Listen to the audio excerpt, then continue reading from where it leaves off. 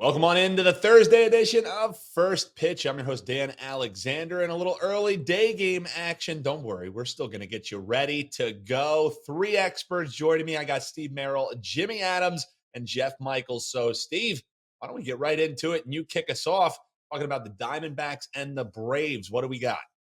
For big game breakdown, we're going to look at an early game on Thursday afternoon. It's a 12:20, not even a 12:30 Eastern game, a 12:20 start. And it's a shame in a way that it's so early because this is one of the best pitching matchups we're going to see all Major League Baseball and could normally be one of the most exciting offensive matchups. I mean, history was basically made a couple nights ago on Tuesday when the Braves and Diamondbacks combined for 29 runs, just back and forth. Definitely a candidate for maybe game of the year. And of course, when all is said and done, Arizona held on to win 16-13. We knew they couldn't top that on Wednesday, but this is a really interesting pitching matchup because you've got these two offenses that are obviously in pretty good current form overall, but now two all-star caliber pitchers on the mound. You got Zach Gallen, who started the all-star game a week ago, and then you got Strider, who's in the lead right now for strikeouts in all of baseball. So arguably, two Cy Young candidates. With that said, though, I've always felt we get some value sometimes when odds makers and the betting public in general overlook the offensive lineups and look more at pitching. And now look, Gallen and Strider both are capable of shutting down these offenses. However, they did struggle last week in their first starts after the All-Star break. So it'll be very interesting to see if they can regain their current form that they had before the break. And normally I'd look to play Class A guys off bad outings. And with two of them coming off subpar outings, normally, hey, we'd be leaning under, but not so fast, my friend. I'm a little worried about Gallen. He started the All-Star game, and then he only lasted 5 innings last week on that July 15th start and about a week ago. And he gave up 6 hits, 3 earned runs. He had 3 walks and only 5 strikeouts. The walks are probably the biggest concern for me.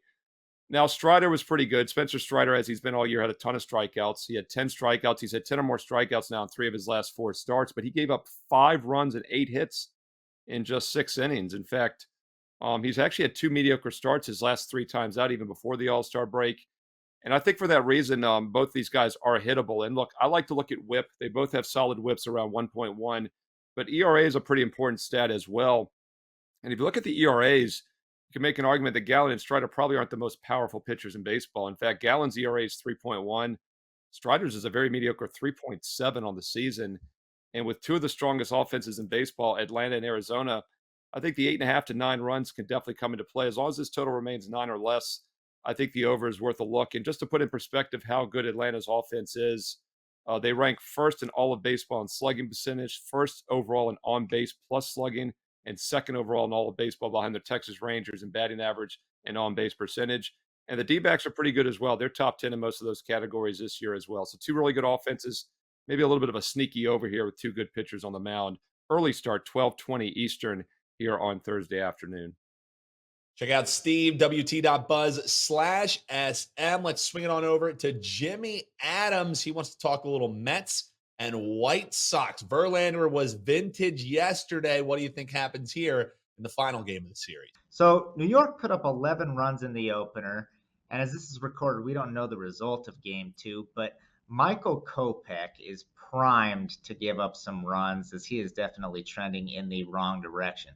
A 4.47 ERA, but a 5.91 FIP. So we know more regression is on the way. Kopech didn't make it out of the first inning in his last start, giving up 4 earned. But the real problem has been walks, as he's now given up 11 free passes in just his last 4 2/3 innings pitched. And this is nothing new for Kopech. The command issues go way back throughout his entire career. So I am very concerned. He had a good run there for a while, but now definitely trending in the wrong direction. The White Sox have lost his last 5 starts, and Kopech ranks in the first percentile in barrel percentage, meaning he gives up as many barrels as anyone in the league at 14.4%. Jose Quintana, he's going to be making his first start, so we don't really want to mess around with that side too much. He's going to be on a pitch count most likely, and he doesn't have a history of going deep into games anyway. And with all the negative things I've said about Kopech, The White Sox also have a bottom 5 bullpen in terms of ERA in all of baseball. So you probably know where I'm headed with this one. I'm going to recommend the Mets team total over for today's big game breakdown. Jeff, you're going to get the final word here in our big game breakdown section. You want to talk a little Orioles and Rays. How are you going to be betting this one? All right. Always a pleasure, Dan. I'm looking forward to being here one of the early shows. Not accustomed to being able to talk these day games, but still, I'm headed to the AL East, and I think it's one of the biggest games of the night. So, what better game to choose for my big game breakdown than Baltimore and Tampa Bay tonight?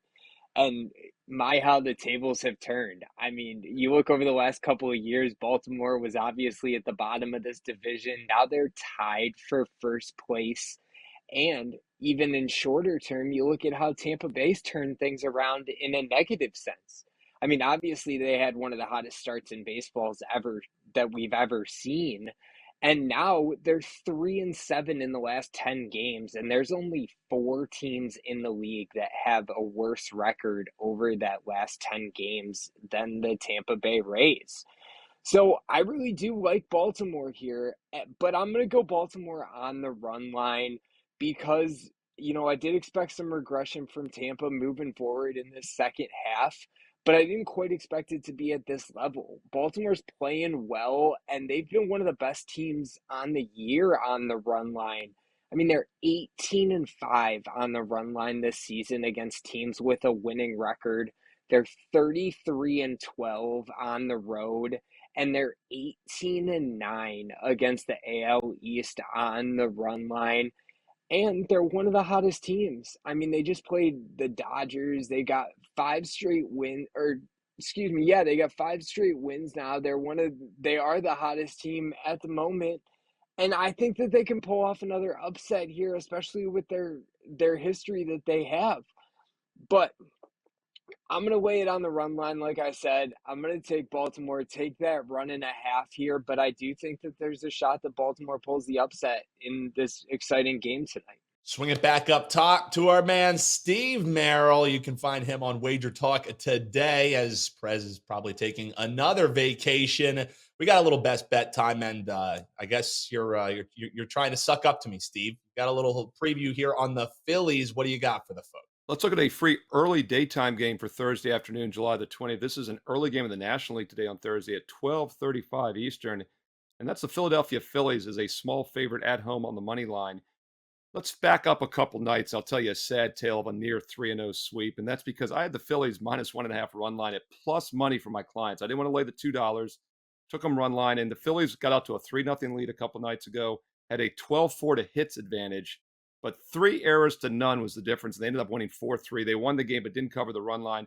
Very bitter because my other 2 plays that night were easy overs with 13 and 29 runs scored. I wanted nothing to do with the Phillies on Wednesday. I always stay off when a game turns out weird like that.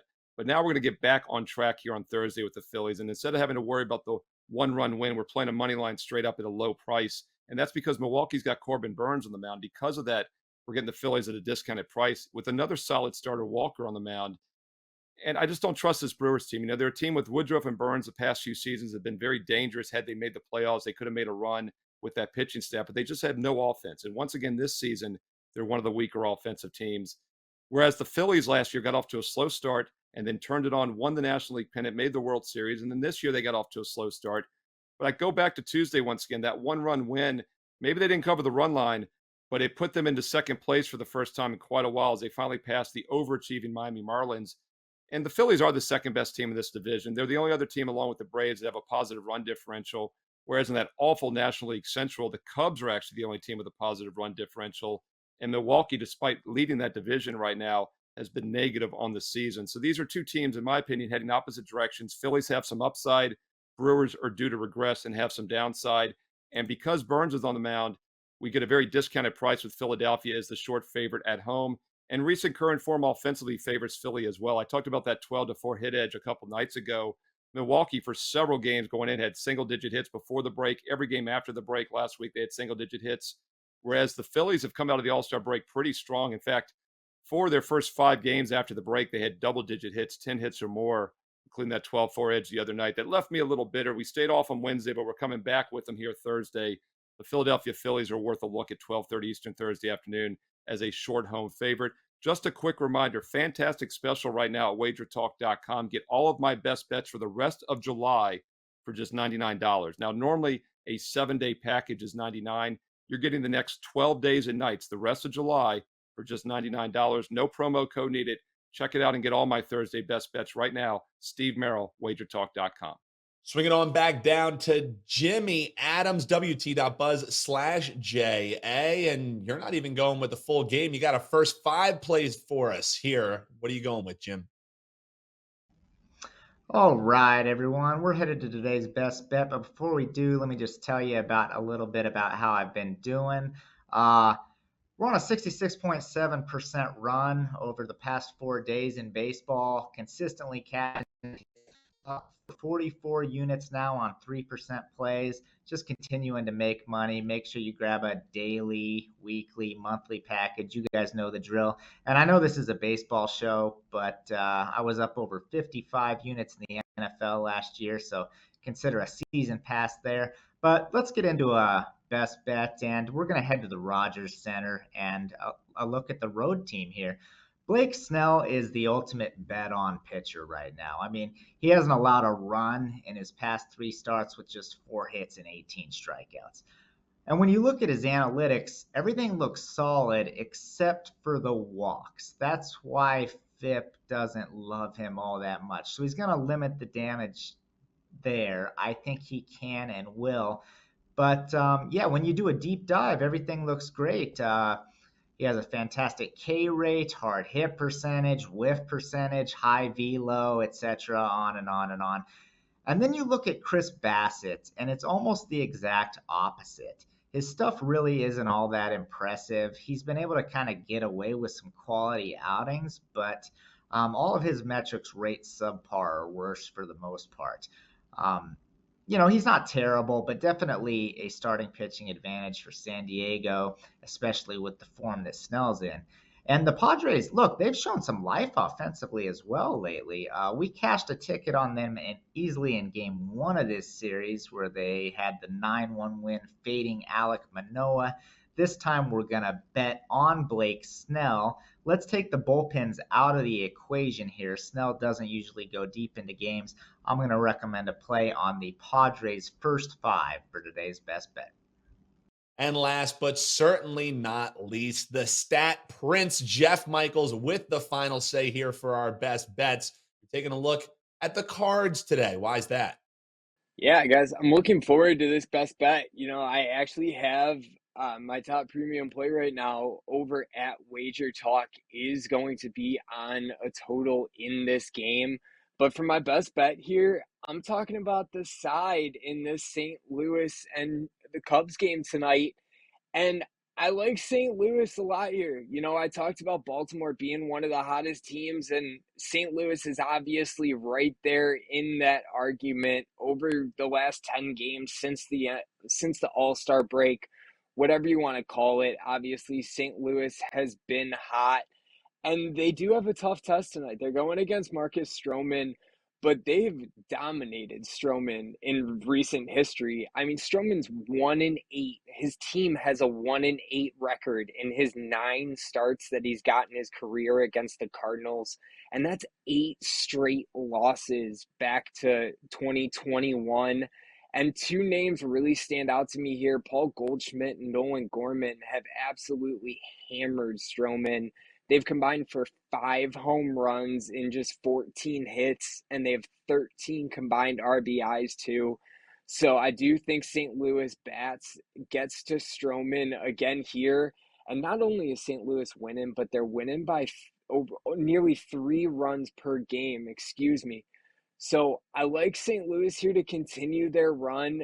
A little bit of a bigger price, but I still think that they have the pitching edge and the batting edge here, and I think that they continue a hot run against this Cubs team tonight. So I'm going with the Cardinals. See, even with a short slate, even with all day games, we get you ready to go here on First Pitch. Big thanks to the guests joining me here. And if you want to get ready for the Open Championship underway, why don't you check out Wager Talk Extra only here on Wager Talk TV.